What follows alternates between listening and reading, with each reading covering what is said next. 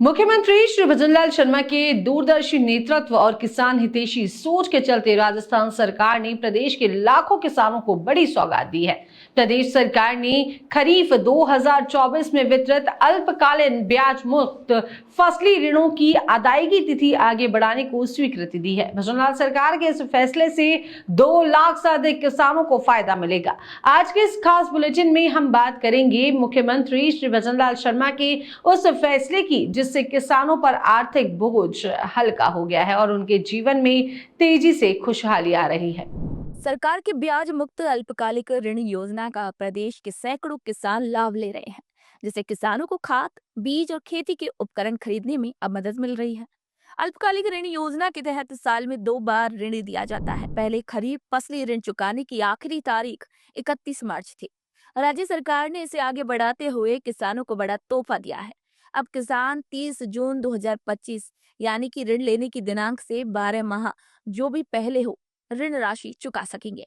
तिथि आगे नहीं बढ़ाई जाने पर लगभग 2 लाख से ज्यादा किसानों पर बकाया लगभग 778 करोड़ रुपए का ऋण अवधि के पार हो जाता।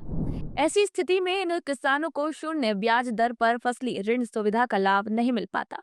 साथ ही ऋण अवधि पार होने की स्थिति में उन्हें 2% पेनल्टी का भुगतान भी करना पड़ता। लेकिन सरकार के इस फैसले ने लाखों किसानों को राहत दी है। और हमारे जो मुख्यमंत्री हैं राजस्थान सरकार के भजनलाल शर्मा बहुत ही कर्मठ पहले कार्यकर्ता रहे। हम भरतपुर जिले से हैं और उनको पहले से जानते हैं और वो धरातल पर भी अच्छा कर रहे हैं और हमारे जो किसान भाइयों के लिए भी नई नई योजनाएं ला रहे हैं। सूर्यघर योजना, किसानों के लिए काफ़ी योजनाएं हैं।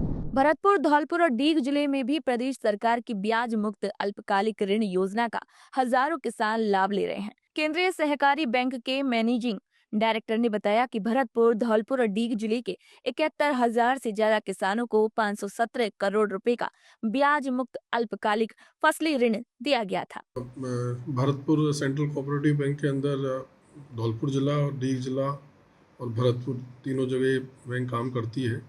ब्याज मुक्त अल्पकालीन जो फसली ऋण है वो 71,886 जो हमारे सदस्य हैं किसान, उनको 517.50 करोड़ रुपए का लोन हमने इस साल दिया है और लगातार फिर अगले साल फिर हम इनको 0% वाला लोन जो सरकार मुहैया कराती है देने को तत्पर रहते हैं।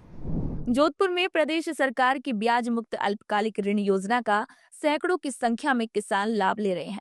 केंद्रीय सहकारी बैंक के मैनेजिंग डायरेक्टर ने बताया कि बजट घोषणा वर्ष 2024-25 में कोऑपरेटिव बैंकों के माध्यम से 1,20,000 किसानों को अल्पकालिक फसली ऋण दिया गया है।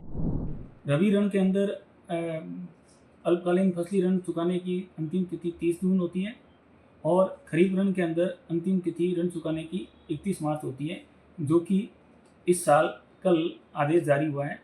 उसके अंदर इस खरीफ ऋण अदायगी की तिथि को बढ़ाकर 30 जून या ऋण लेने की तारीख से 365 दिन जो भी पहले हो वो कर दिया गया है।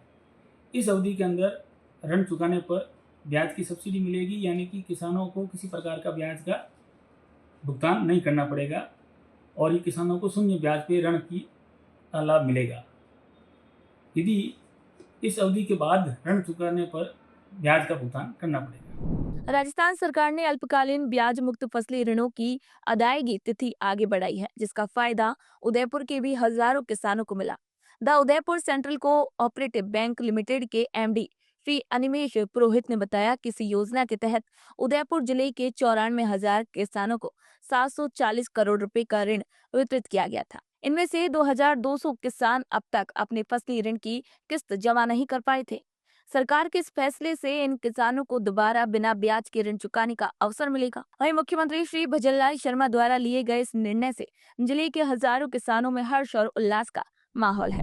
740 करोड़ का ऋण वितरण किया गया है और अभी इस फसली चक्र में लगभग 2200 लोग हमारे साग चक्र में आने से शेष रह गए थे। तो राज्य सरकार ने ये ध्यान रखते हुए अवधि है वो 30 जून तक बढ़ाई है ऋण जमा कराने की। तो वो हम प्रयास करेंगे कि उन लोगों को भी पुनः साग चक्र में लाएं।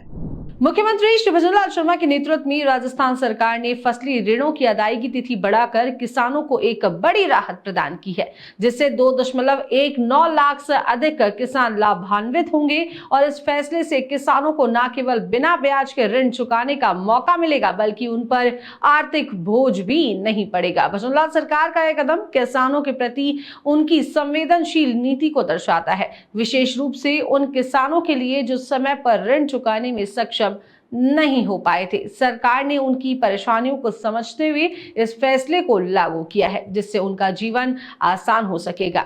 तो आज के इस खास बुलेटिन में इतना ही। फिर मिलेंगे नई खबरों के साथ, जानकारियों के साथ। तब तक के लिए हमारे चैनल को लाइक करें, सब्सक्राइब करें और शेयर करना बिल्कुल ना भूलें। नमस्कार।